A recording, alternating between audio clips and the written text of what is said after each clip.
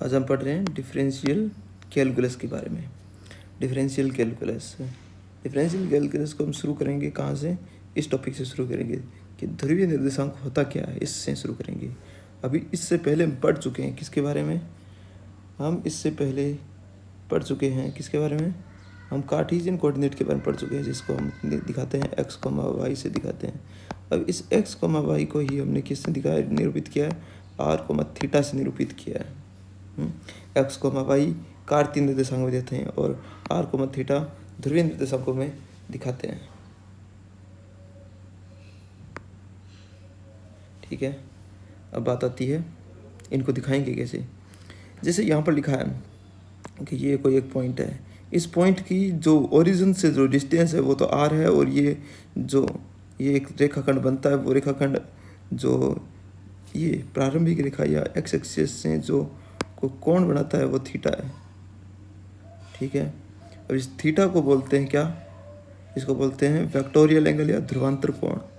Theta को बोला है उन्हें वेक्टोरियल एंगल या ध्रुवांतर कोण। और ये ओरिजिन जो कार्टेशियन कोऑर्डिनेट में जिसे ओरिजिन बोलते हैं, मूल बिंदु बोलते हैं, उसे यहाँ पर बोलेंगे पोल या ध्रुव बोलेंगे। और जो ओपी को हम यहाँ पर बोलेंगे क्या? ध्रुवांतर रेखा। और जो नीचे लिखी गई लाइन है इसे लेके बोलेंगे क्या इंग्लिश के अंदर? Initial line.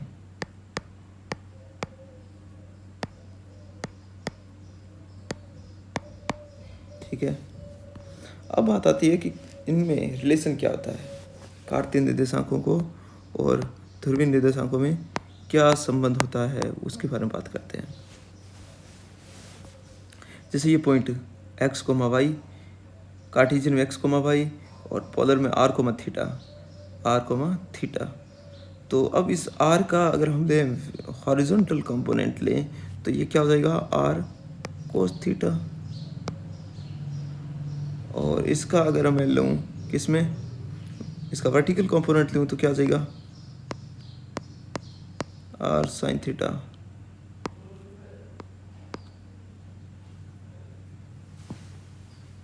ठीक है, तो यही लिखा है इसने यहाँ पर, x बराबर r cos थीटा, y बराबर r sin थीटा। इन दोनों को होल स्क्वायर करके जोड़ा तो ये आ गया x² + y² equal to r² आ गया। ये तो हम सीधा इसको यहाँ से देख कर भी पता चल सकता है कि जैसे ये पॉइंट x, y था, x, y का ये ओरिजिन है 0, इससे डिस्टेंस क्या आ जाएगी? ये हो जाएगी रूट के अंदर x² + y² होगा। और हम जानते हैं कि ये किसके बराबर है? r के बराबर है, यानी कि r बराबर रूट के अंदर x² + y² दोनों तरफ होल स्क्वायर करेंगे तो ये मिल जाएगा। ठीक है, और इसका फिर से अंडर रूट करेंगे तो ये इस तरीके से मिल जाएगा। अब बात आती है कि जो x बराबर ये था r cos थीटा, y बराबर r sin थीटा था, इसमें y/r लिखेंगे तो आ जाएगा tan थीटा के बराबर। फिर थीटा निकालेंगे तो थीटा बराबर आ जाएगा tan इनवर्स y/x आ जाएगा। तो ये हो गया r और थीटा हमने निकाल दिया। r और किसके बराबर हो गया? रूट के अंदर x² + y²। थीटा किसके बराबर हो गया? tan इनवर्स y/x के बराबर हो गया। ठीक है, अब जैसे कि हमारे सामने पहला सवाल आया है, इस पहले सवाल के अंदर क्या है? पहले सवाल में दे रखा है कार्तीय निर्देशांक दे रखा है, जिसको दिखाना है, किसका चेंज करना है? ध्रुवीय निर्देशांक में देना है। यानी ये किस में दिया है? ये दिया हुआ है x, y में दिया गया है, और इसको हमें चेंज करना है r, इसे हमें चेंज करना है r, थीटा से चेंज करना है। तो r बराबर क्या होता है? रूट के अंदर x² + y², यानी क्या आ जाएगा? रूट के अंदर 1 -1 का स्क्वायर 1 और √3 का स्क्वायर 3, ये आ गया 4, यहाँ का था 2। तो r की वैल्यू तो आ गई 2, जो कि इसने यहाँ पर सोल्व कर ली। अब बात आती है कि हम वो कैसे सोल्व करेंगे? कैसे करेंगे भाई? ये जो x, y है, उसकी वैल्यू है -1, √3। तो ये कौन से कोऑर्डिनेट में है? पहली बात तो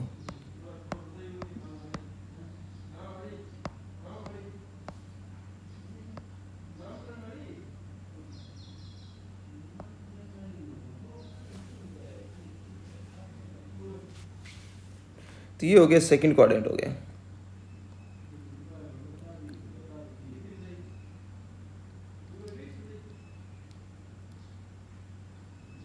ये हो गया सेकंड क्वाड्रेंट हो गया।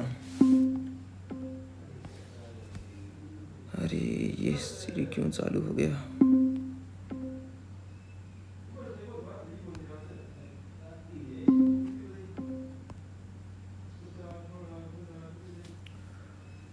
अब बात करते हैं।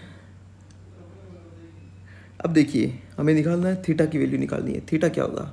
यहाँ पर x की वैल्यू है -1 और y की वैल्यू है √3। तो फिर थीटा निकालते हैं। थीटा बराबर आएगा tan इनवर्स √3 डिवाइड में -1। तो tan √3 कब देता है? tan देना जो मतलब कि tan ऑफ π/3 यानी कि 60 डिग्री पर ये क्या देता है? इसकी वैल्यू आती है √3 आती है। ठीक है, तो अब आता है सेकंड क्वाड्रेंट में क्या करेंगे कि कुछ व्यवस्था ऐसी ही रहे। सेकंड क्वाड्रेंट में ऐसा कर देंगे सिर्फ इसका, और कुछ भी नहीं होगा कि tan ऑफ सेकंड क्वाड्रेंट में बात आई ना। सेकंड क्वाड्रेंट का वो कैसे रहेगा? एक तो ऐसे रह सकता है π/2 प्लस π/3। अगर इसे ऐसा लिखें तो क्या होगा? तो ये tan से क्या है, कोट में चल जाएगा, कोट π/3 आ जाएगा। तो इसमें ना हो तो इसके लिए हम क्या करें, इसको π/3 की बजाय लिख देते हैं π/6 लिख देते हैं, यानी 30 डिग्री कर देते हैं। अब ठीक है, तो ये हो गया कोट π/6 और ये माइनस कवर होगा क्योंकि सेकंड क्वाड्रेंट में tan क्या होता है? नेगेटिव होता है। कोट π/6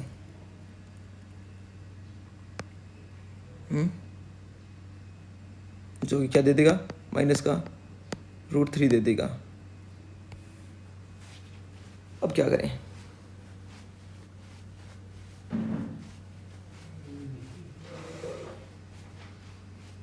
आगे वैल्यू माइनस का √3 यानी कि हमारे पास में जो एंगल था वो भी आ गया है π/2 प्लस π/6। π/2 प्लस π/6 ये क्या हो गया? ये हो गया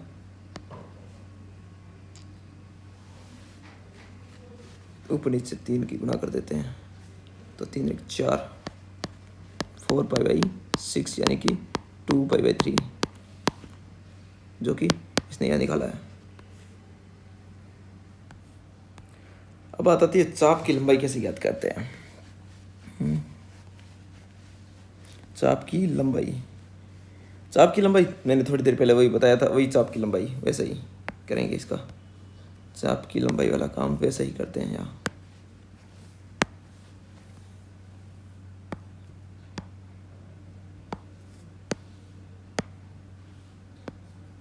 देखिए चाप की लंबाई का मतलब ये इस प्रकार से है कि हम कार्तीय निर्देशांकों में क्या करते थे कि जैसे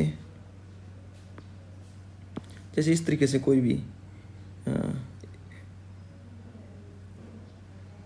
इस पॉइंट से इस पॉइंट और इस पॉइंट से इस पॉइंट के बीच में अगर कार्तीय निर्देशांकों में तो क्या करते थे? सीधी दूरी निकालते थे। लेकिन अब हमें क्या करेंगे? हम निकालेंगे इसके बीच की क्या कौन सी दूरी? चाप वाली दूरी निकालेंगे। कि ये सीधी दूरी नहीं निकाल कर हम क्या करेंगे? कौन सी दूरी? ये वाली दूरी निकालेंगे जो इसे घुमावदार दूरी है ना, इसे चाप की दूरी बोलेंगे इसको। ठीक है, चाप की लंबाई बोलेंगे। तो ये चाप की लंबाई है वो हम ज्ञात करेंगे अब। ठीक है, चाप की लंबाई के अवकलज। ठीक है, तो हम ज्ञात करते हैं the derivatives of A length of arc. तो इसमें से इसलिए गए कि इसका आप चाहो तो ये डेरिवेशन पूरा समझ सकते हो। ये कुछ भी ज़्यादा हार्ड नहीं है, इसमें कुछ भी नहीं है। इसमें क्या किया देखो,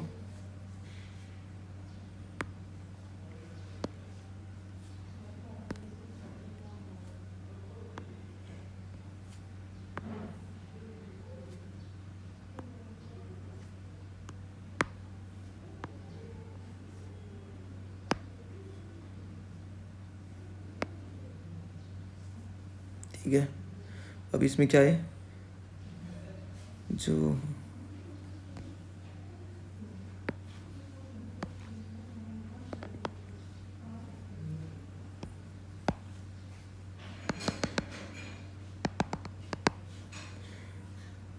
पॉइंट को नाम दे देते हैं, ये P पॉइंट है जिसके निर्देशांक है x, y, और ये क्या होगा x प्लस डेल x और y प्लस डेल y। ठीक है, ये क्या है x प्लस डेल x और y प्लस डेल y है। अब हम क्या कर सकते हैं, देखो अब हम जानते हैं, मैं नहीं सभी लोग जानते हैं इस बात को कि ये डिस्टेंस कितनी है। अगर पॉइंट ये पॉइंट x है, इतनी दूरी x है और इतनी दूरी ये x प्लस डेल x है, तो ये हो गया डेल x। और ये दूरी कितनी हो जाएगी फिर, ये y है, ये del y plus del y है, तो ये हो जाएगी डेल y। और ये जो बीच वाली दूरी है ये हम निकाल देंगे इसके डिफरेंस वाले फॉर्मूले से हैं, तो वो क्या आ जाएगी, वो कुछ ऐसा ही कि रूट के अंदर डेल x का whole square plus del y का होल स्क्वायर।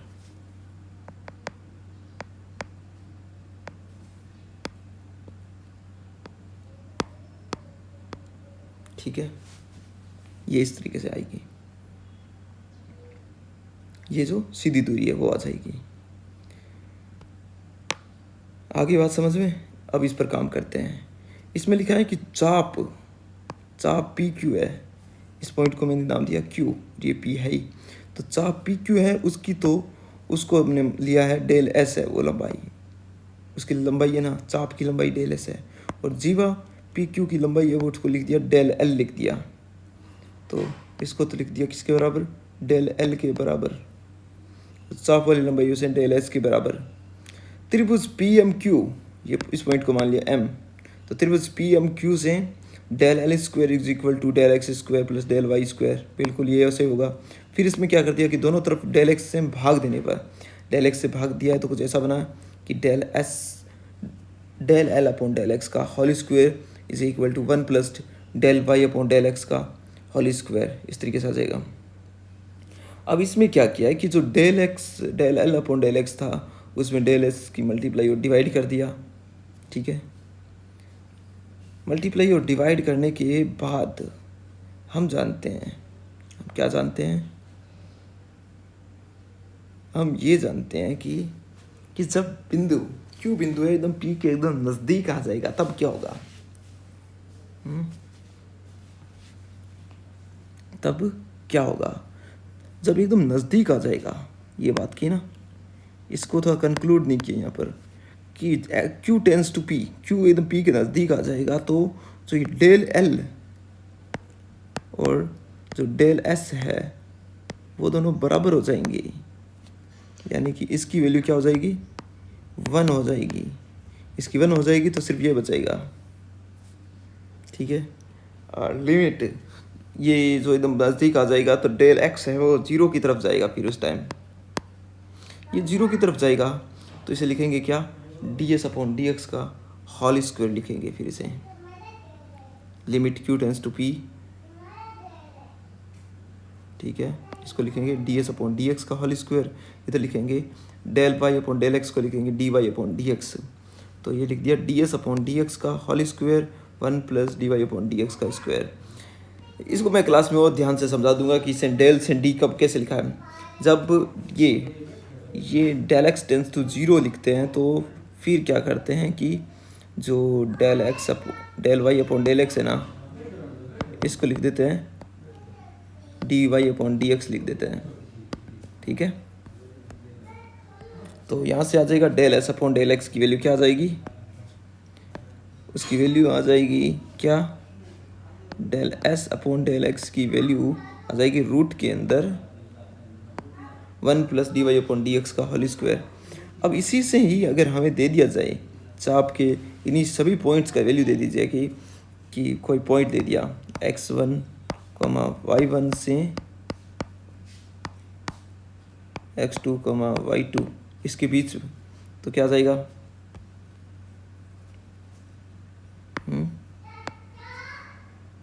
तो ये आ जाएगा s is equal to root के अंदर 1 plus d y upon d x का होल स्क्वायर और डी एक्स ये आ जाएगा x1 to x2। ठीक है, तो इस तरीके से हम क्या निकाल सकते हैं, चाप की लंबाई भी ज्ञात कर सकते हैं। अब चाप की लंबाई का दूसरा अवकलज निकाला है, उसमें क्या करेंगे, उसमें भी वही काम होगा। इसमें जैसे इसमें लिख दिया कि चाप की लंबाई के अवकलज वाला टॉपिक हम पढ़ रहे हैं, जिसमें लिखा है कि वक्र y equal to f x दिया हुआ है, तब क्या होगा, तो d y upon d x की जगह क्या लिख देंगे, एफ डेस एक्स लिखेंगे।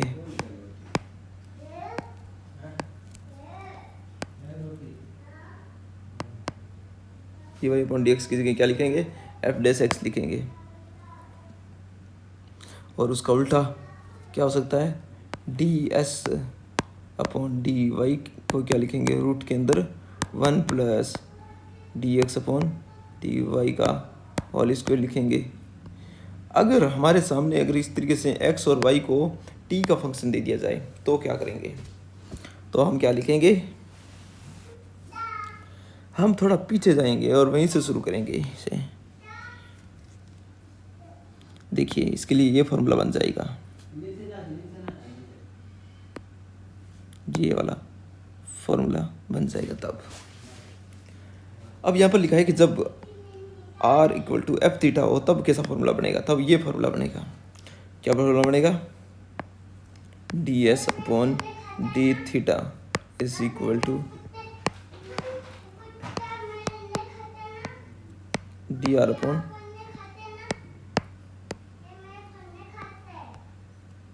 अब d s upon d r के बारे में बात करें तो इसको क्या लिखेंगे,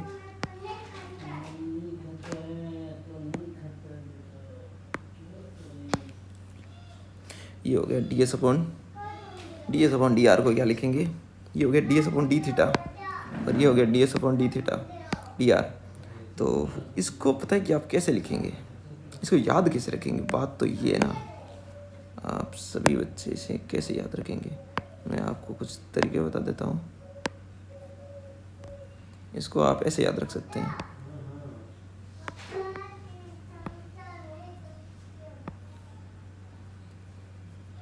जैसे इसमें लिखा था d y upon d y और ये डी एक्स, तो ये हो जाएगा डी एस हो जाएगा। एक तो इस तरीके से याद रख लेना, जिससे क्या आ जाएगा, डी एस बराबर आ जाएगा रूट के अंदर डी एक्स का स्क्वायर प्लस डी वाई का स्क्वायर। लेकिन इसका उल्टा हो, क्या हो, इसका उल्टा हो,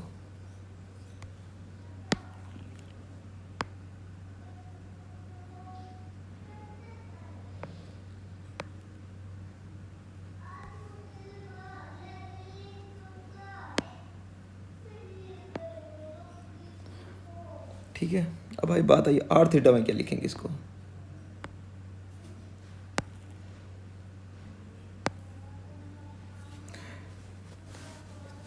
जो एक्स और वाई था उसमें एंगल पता है क्या था, साई लिखेंगे, और जो आर थीटा वाला है उसमें phi d, r d theta upon d r लिखेंगे। तो ये होगा आर डी थीटा और ये होगा डी आर और ये क्या होगा, डी एस होगा, और जो एंगल होगा वो होगा फाई। यहाँ पर जो एंगल था वो होगा साई।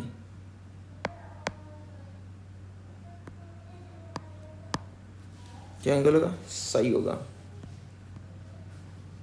और उसके हिसाब से आप एडजस्ट कर लेना जैसा कि मैंने यहाँ लिखा है। तो इसको क्या लिखेंगे, इसको लिख देना डी एस का square is equal to r d theta का स्क्वायर प्लस डी आर का स्क्वायर। अब चाहिए d s upon d r, तो 1 plus r d theta upon d r का होल स्क्वायर।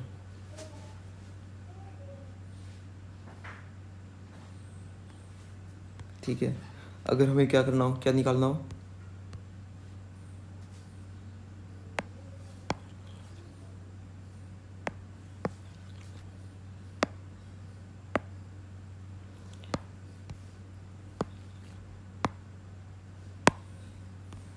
अगर बात आती है किसकी, दूसरे वाले की, तो उसमें क्या करेंगे, उसमें कुछ नहीं करेंगे। जैसे इसमें लिखा था अभी मैंने, क्या लिखा था, डी एस का square equal to r d theta का स्क्वायर प्लस में डी आर का स्क्वायर। अगर हमें निकालना हो d s upon d theta, तो d s upon d theta का whole square is equal to आ जाएगा क्या, r square plus d r upon d theta का square.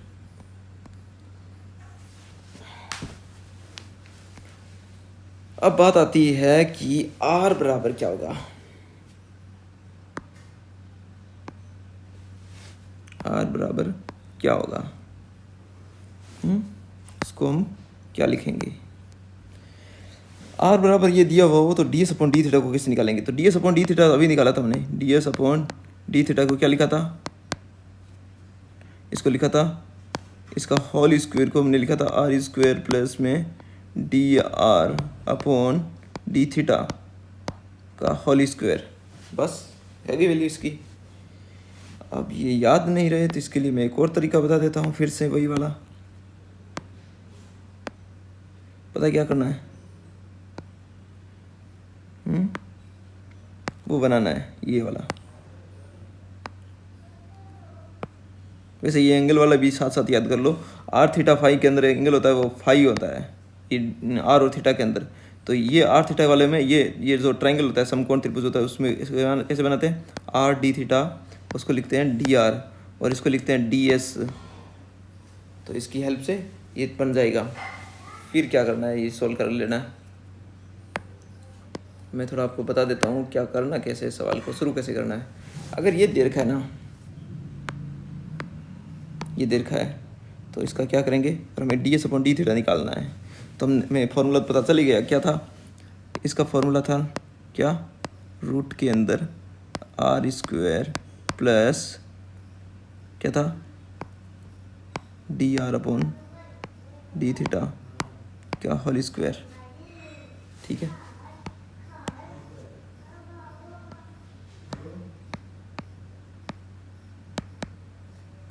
D r upon d theta की वैल्यू क्या आ जाएगी, ई की पावर थीटा कोट एल्फा, फिर थीटा ई की पावर थीटा कोट एल्फा, उस थीटा कोट एल्फा का होगा तो क्या हो जाएगा, सिर्फ कोट एल्फा आ जाएगा। तो ये तो वैल्यू वापस क्या है, ये आर है, तो ये क्या आ गया value, d r upon d theta की वैल्यू क्या आ गई, आर कोट एल्फा। तो वैल्यू उठा के रख देता हूँ मैं यहाँ पर,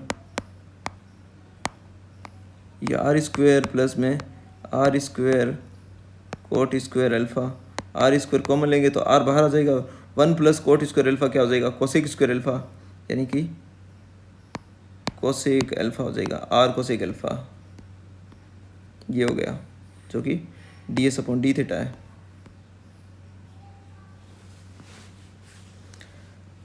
अब मैं निकालता हूँ, यहाँ पर दे रखा है एक्स और वाई की वैल्यू दे रखी है टी के अंदर, और मुझे निकालना है d y upon d s upon d x की वैल्यू निकालनी है।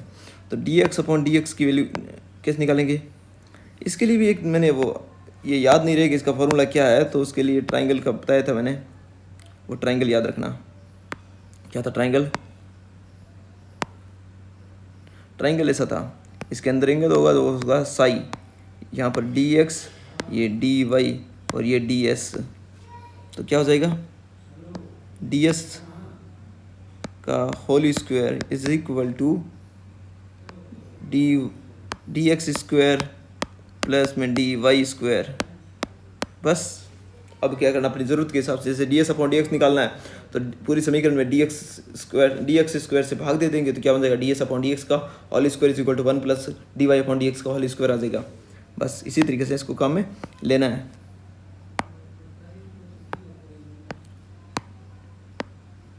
ठीक है, ऐसे काम करना है। तो d s upon d x की वैल्यू तो हो जाएगी ये, और d s upon d y की वैल्यू हो जाएगी ये। ठीक है, तो यहाँ से क्या करेंगे, d s upon d x की वैल्यू ये हो जाएगी, d s upon d y की वैल्यू ये हो जाएगी।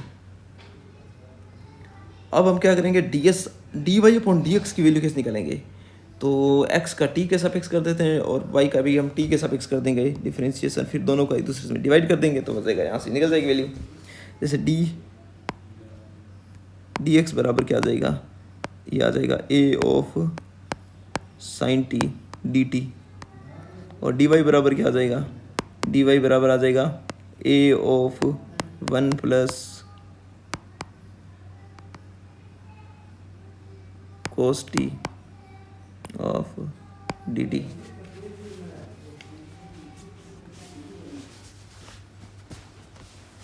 ए ऑफ 1 प्लस कोस टी आ जाएगा, ठीक है, आ गया। अब हमें क्या निकालना है, d x upon d y निकालना है, तो इसको डिवाइड कर देना एक दूसरे में। अगर इसमें निकालना है d y upon d x निकालना है तो भी हम निकाल सकते हैं इसको, लेकिन हमें क्या निकालना है, d s upon d x निकालना है। अगर इसकी ऐसी वैल्यू रख देना चाहिए, इसको ऐसी निकाल देना, मतलब हो जाएगा। ये सॉल्व कैलकुलेशन है यार, अब क्या करें, इसको कुछ नहीं करना। जैसे मैंने अभी थोड़ी देर पहले बताया था डी एस बराबर क्या बताया था, डी एस का स्क्वायर बराबर बताया था d x square plus d y square बताया था। अगर हमें निकालना हो d s upon d x तो पहले पूरी समीकरण को क्या कर देंगे, डी एक्स का स्क्वायर से भाग दे देंगे। अगर हमें निकालना हो d s upon d y तो हमें क्या करेंगे, पूरी समीकरण को डी वाई स्क्वायर से भाग दे देंगे, ठीक है। तो इससे आ जाएगा, एक बार ऐसी व्यवस्था बनेगी, एक बार ऐसी बनेगी। तो इसमें d y upon d x की वैल्यू कैसे निकालेंगे, इस डी वाई में इस डी एक्स का भाग दे देंगे तो क्या आ जाएगा, d y upon d x आ जाएगा। वो क्या आ जाएगा, डी टी कट जाएगा, ऐसे कट जाएगा, 1 प्लस कोस टी अपॉन में साइन टी आ जाएगा, या उसका उल्टा होगा तो sine t upon 1 plus cos t आ जाएगा, वो रख देंगे यहाँ पर, बस हो जाएगा। इस तरीके से सॉल्व करना है, वैल्यू ये आ जाएगी। देखो अब बात करते हैं कि ध्रुवांतर रेखा व स्पर्श रेखा के मध्य कोण कैसे ज्ञात करते हैं। किसके मध्य, ध्रुवांतर रेखा और स्पर्श रेखा के मध्य कोण कैसे ज्ञात करते हैं। बात आई ध्रुवांतर रेखा। सबसे पहली बात है ध्रुवांतर रेखा होती क्या है, ये आप लोगों को याद है क्या, ये होती है ध्रुवांतर रेखा। ये ध्रुवांतर रेखा है जिसको बोलते हैं क्या है, इसको क्या बोलते हैं, इसको बोलते हैं, ध्रुवांतर को बोलते हैं वेक्टोरियल लाइन बोलते हैं, ठीक है। तो ध्रुवांतर रेखा होगी ये, और जैसे ये कर्व बना रखा है यहाँ पर,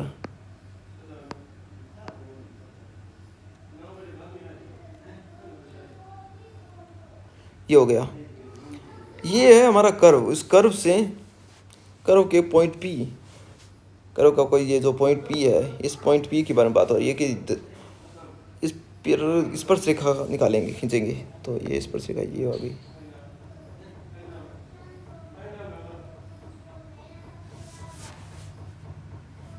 तो इस पर जो भी स्पर्श रेखा खींचेंगे वो ऐसी ही दिखेगी। हम जो स्पर्श रेखा खींच रहे हैं वो क्या है, जैसे ये कर्व है, इस कर्व पर स्पर्श रेखा होगी ये, तो ये स्पर्श रेखा, और ये होगी इसकी ध्रुवांतर रेखा, वेक्टोरियल लाइन और टेंजेंट लाइन। इन दोनों के बीच में जो कोण है ना, उसको ये होता है फाई, ठीक है, फाई होता है। तो फाई कैसे निकालेंगे उसके बारे में बात हुई है। और जो स्पर्श रेखा कोण बनाती है उसे बोलते हैं साई, ठीक है। और जो ध्रुवांतर रेखा इसके साथ बनती है, कौन, थीटा बनता है। अब थीटा फाई और थीटा साई और फाई के अंदर रिलेशन क्या हो जाएगा कि साई बराबर होता है थीटा प्लस फाई। तो ये भी याद कर लेना साथ साथ में, ठीक है, याद करना, ये बहुत इंपॉर्टेंट है। ये मैंने बहुत सारी चीज़ें मैं आपको पहले ही बता चुका हूँ। उसमें क्या बताया था, जैसे यहाँ पर ये मैंने कुछ अलग नहीं लिखा, थीटा ये लिखा, थीटा तो ध्रुवांतर कोण होता है, और फाई क्या होता है, फाई होता है ध्रुवांतर रेखा, ये रेखा और इस रेखा के बीच का कोण होता है वो होता है फाई। ध्रुवांतर रेखा व स्पर्श रेखा के मध्य कोण। साई क्या होता है, साई होता है स्पर्श रेखा और एक्स एक्सिस के मध्य झुकाव होता है वो, एक्स एक्सिस बोल दो, या यहाँ पर इनिशियल लाइन या प्रारंभिक रेखा भी हम बोल सकते हैं इसे। अभी मैंने कुछ देर पहले मैंने बताया था कि थीटा किसका किसका होता है, थीटा इस तरीके से बताया था ना कि यहाँ पर ये होता है फाई, साई होता है, साई होता है तो ये होता है डी वाई, और ये होता है डी एक्स, और ये होता है डी एस, वहाँ से निकालना। यानी कि वाई को क्या, साई को कैसे निकालेंगे, साई तो हो गया d y upon d x हो गया सीधा ही,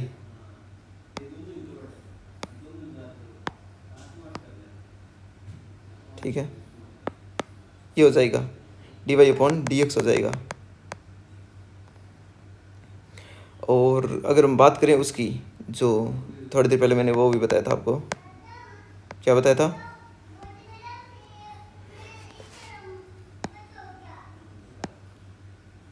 ये अगर कोण अगर क्या हो फाई हो तो ये क्या होता है? ये होता है आर डी थीटा और ये होता है डी आर, तो ये हो जाएगा डी एस। तो टेन फाई बराबर क्या आ जाएगा? Are d theta upon d are. बाकी ये फॉर्मूला डिराइव होकर आता है, ऐसी बात नहीं है। ये तो जो ट्राइंगल वाला सिस्टम है वो तो मैंने याद करने के लिए बनाया था, ये लिख दिया वैसे फॉर्मूला इसने सीधा, इसने भी डिराइव नहीं किया पीडीएफ में भी।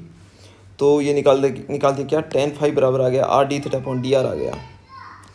इस तरीके से अगर फाई ये हो गया और साई के लिए क्या हो जाएगा?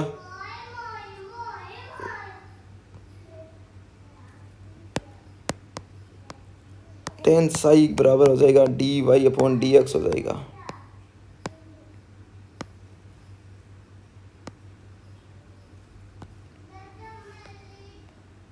ठीक है,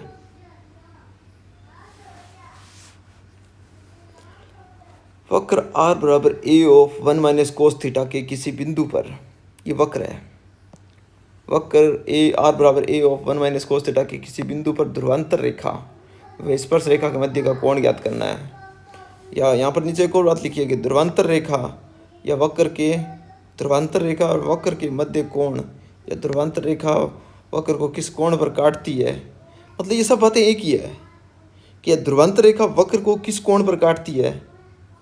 ठीक है, वक्र को किस कोण पर काटती है, वो भी यही होता है। क्या होता है? ध्रुवांतर रेखा जहाँ पर भी काटेगी उस पॉइंट पर हम क्या लेंगे? टेंजेंट लेंगे। तो वहाँ पर यही बात है कि ध्रुवांतर रेखा और टेंजेंट के मध्य कोण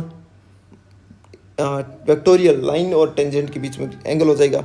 यहाँ पर ये हो गया कि ध्रुवांतर रेखा व वक्र के मध्य कोण, तो वो भी बात यही आएगी। वक्र का मध्य कोण मतलब कि वक्र पर जो भी पॉइंट निकाल रहे हैं उस पर जो वेक्टोरियल लाइन बनी है वो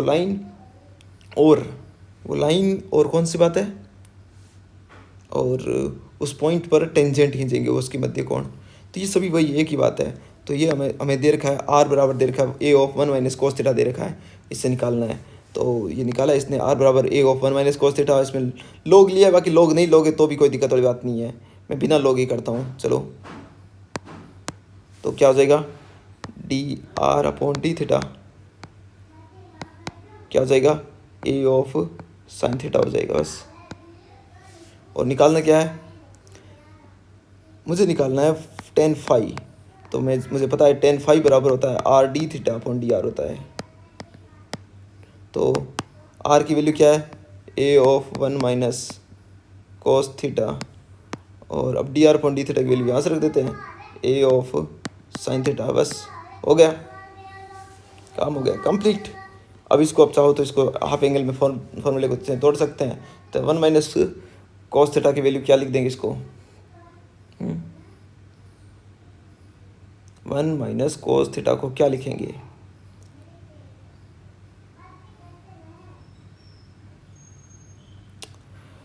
वन माइनस कोस थीटा को लिखेंगे हाफ एंगल से लिखेंगे क्या?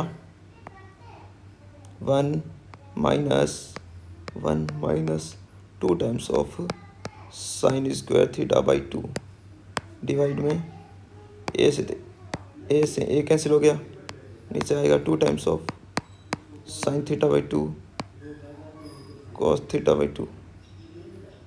ये हो गया 2 से तो आ जाएगा 2 times of sine square theta by 2 times of sine theta by 2 cos theta by 2।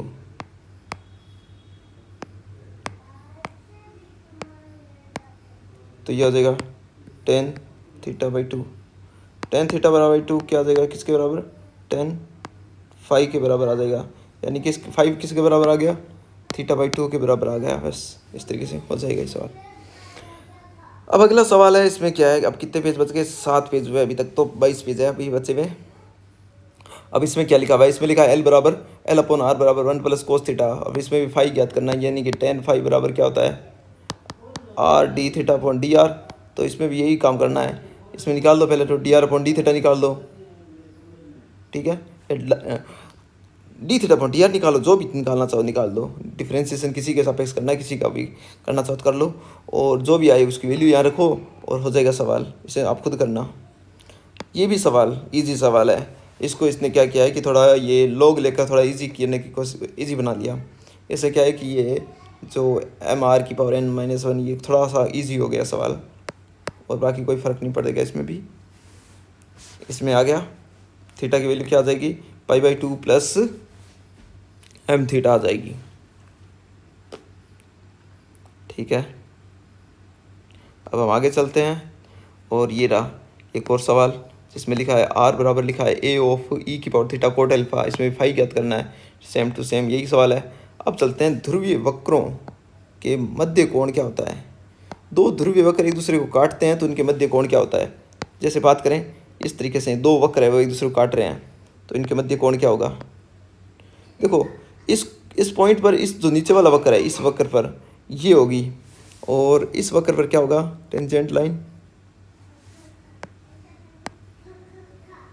थोड़ा सा इधर,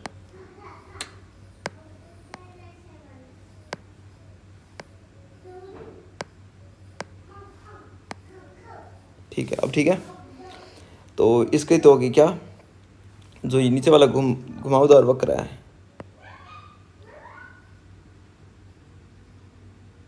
ये जो घुमावदार वक्र है ना, इस वक्र का ये हो गई।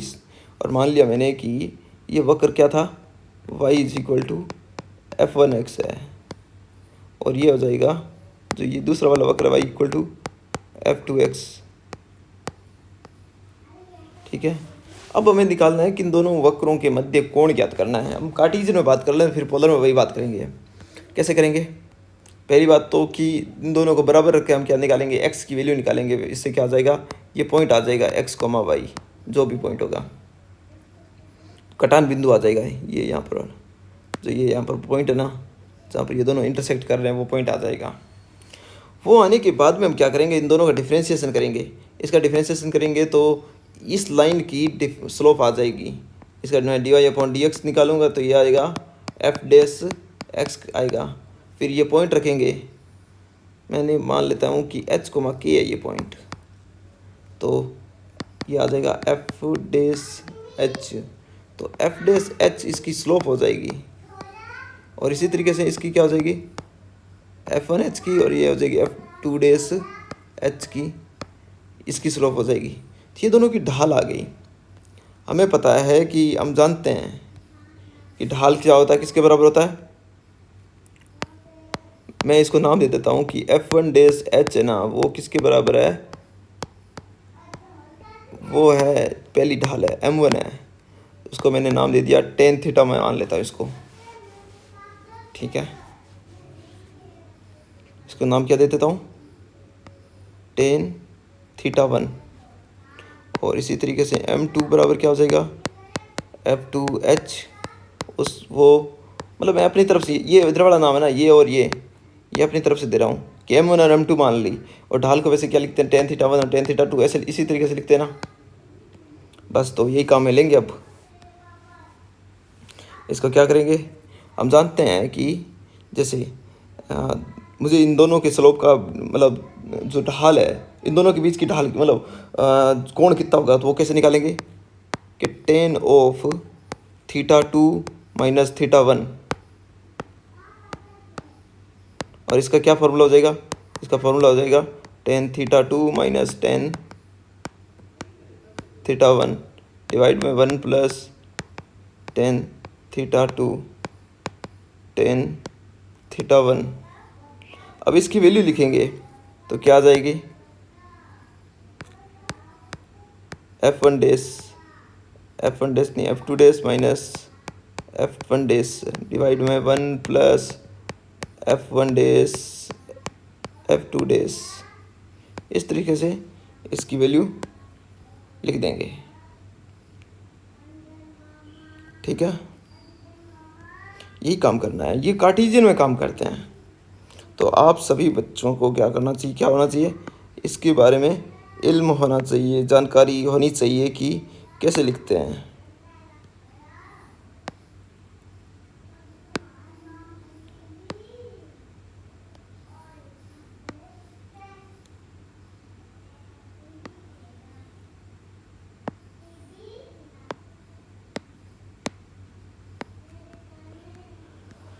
अब मैं ये सब मिटा देता हूँ और बात करता हूँ फिर से कि जब पोलर कोऑर्डिनेट बनेंगे ये कार्टेशियन में ना होकर कैसे हो, किस में होगा, पोलर में होगा, तब क्या करेंगे। जैसे इसमें दे दिया पोलर में होगा तब क्या करेंगे। अब इस देखो ग्राफ को देखो ध्यान से, इसने पहले ही ग्राफ बना रखा है।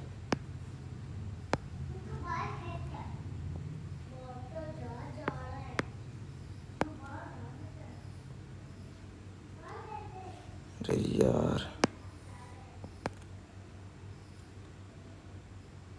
ये कर्व हो गया, ठीक है, ये दूसरा कर्व ये हो गया।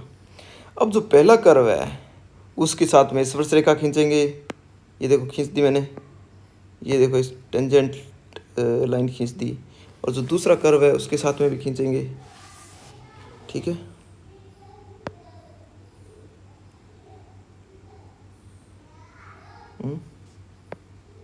उसके साथ भी खींच दी,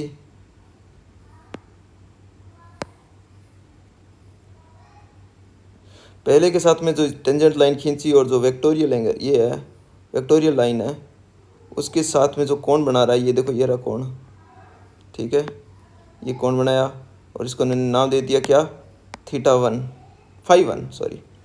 और जो दूसरा कर्व है उसके साथ में उसकी स्पर्श रेखा जो उसकी टेंजेंट है उसके साथ में जो कोण बनाएगा उसको मैंने नाम दे दिया क्या, φ2। बस tan φ1 और φ2 मिल गया। अब मैं चाहूँ देखो इन दोनों वक्रों के बीच का कोण निकालना है, तो ये वही तो है tan φ2 माइनस φ1, यही तो होगा। जो क्या हो जाएगा, इसका फॉर्मूला कैसे खोलेगा, इसका ये हो जाएगा tan φ2 माइनस tan φ1 डिवाइड में 1 प्लस tan φ2 tan φ1। अब tan φ2 tan φ1 की वैल्यू कहाँ से लिखेंगे, तो वो तो आ जाएगी। जैसे पहला कर्व क्या दे रखा है, वो दे रखा है r equal to f of theta दे रखा है, दूसरा दे रखा है r equal to g of theta दे रखा है। तो इन दोनों से इससे आ जाएगा, इससे आ जाएगा, इन दोनों से वैल्यूज आ जाएगी। यहाँ से इसको D r upon d theta करके मैं सॉल्व करूँगा। इसको मैं जब सॉल्व करूँगा इससे आ जाएगा क्या, इससे मैं निकालूंगा tan φ1 निकाल लूँगा। मान लो tan φ1 क्या आ जाएगा, वही are d theta upon d are निकालेंगे, वैसे ही इससे निकाल लेंगे tan φ2, बस हो जाएगा काम। वही काम किया इसने, ये वैल्यूज़ रखी है इसने। तो चाहो तो ये फॉर्मूला आप याद कर सकते हो, मतलब याद करने वाली बात नहीं है, याद तो वो अंडरस्टैंडिंग वाली बात है। बात तो सिर्फ थोड़ा सा ध्यान रखने वाली बात तो यही है, इससे ज़्यादा ध्यान रखने वाली कर्व के अंदर है, खुद के अंदर। अब यहाँ पर लिखा है कि वक्रों के स्पर्श करने का प्रतिबंध क्या होता है। दो वक्र एक दूसरे को टच करते हैं, इसका क्या होता है, स्पर्श करने का प्रतिबंध क्या होता है कि दो वक्र एक दूसरे को टच करेंगे। अगर दो वक्र एक दूसरे को टच करते हैं तो दोनों की जो टेंजेंट होगी वो एक ही होगी, यानी कि दोनों की जो दोनों ही वो φ1 और φ2 बनाएंगे वो सेम टू सेम बनाएंगे, यानी कि tan φ1 माइनस φ2 वो क्या हो जाएगा, φ1 और φ2 इसका दोनों का डिफरेंस है वो 0 है क्योंकि दोनों बराबर है। तो tan φ1 माइनस tan φ2 लिखेंगे बट्टे में 1 प्लस इससे समथिंग लिखेंगे, दोनों बराबर 0 है। तो यानी कि ये 0, यानी ये 0 होने का मतलब क्या हो जाएगा, ये ऊपर वाले का 0 होने का मतलब है कि tan φ1 और tan φ2 क्या हो जाएगा, बराबर हो जाएगा, ठीक है।